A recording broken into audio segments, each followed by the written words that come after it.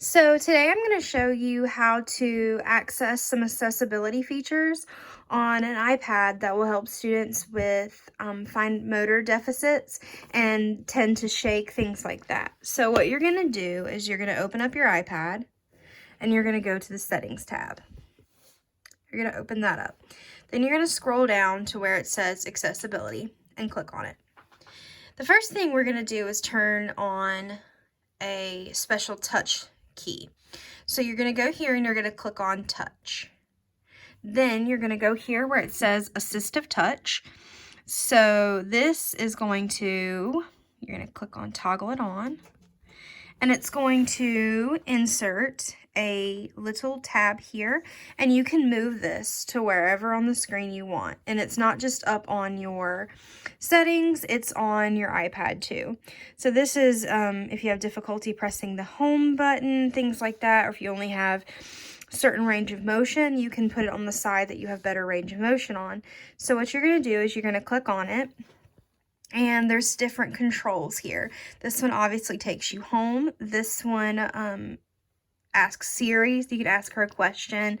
This opens up your notifications at the top, and then you can go back home. Oops, excuse me.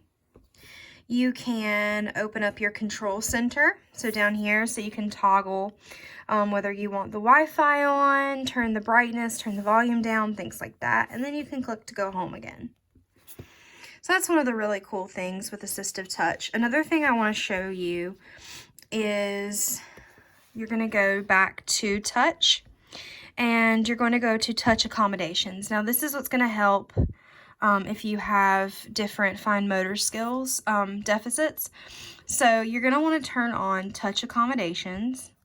So this gives you access to all of these accommodations here at the bottom.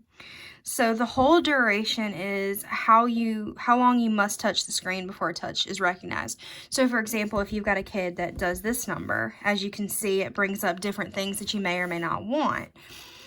So you can do touch accommodations to do the whole duration. So you must hold the screen for 0.10 seconds before a touch is recognized. You can also up it if you feel like that's necessary.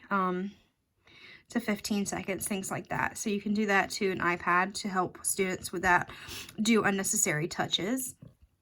Another one is if they shake, sometimes they may want to hit one thing and they accidentally hit a bunch of different keys in the process because their hand is just repeatedly touching the screen.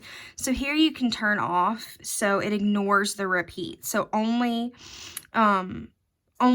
one touch is counted. So multiple taps within that 0.10 seconds is considered one tap. So that's another one.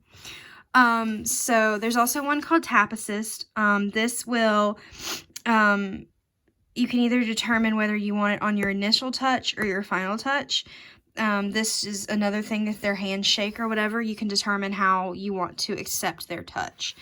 The final thing I'm going to show you is if you tend to be holding your iPad and they may have hands that shake, something like this, the iPad is automatically set up when you get it to shake to undo. For example, if you're typing on the iPad and you shake it, it will delete the words that you did. You have to click an alert, but that's what it does. So if you tend to shake your iPad by accident, you can just turn this off, and that will make it so that you shaking your iPad has no effect on it.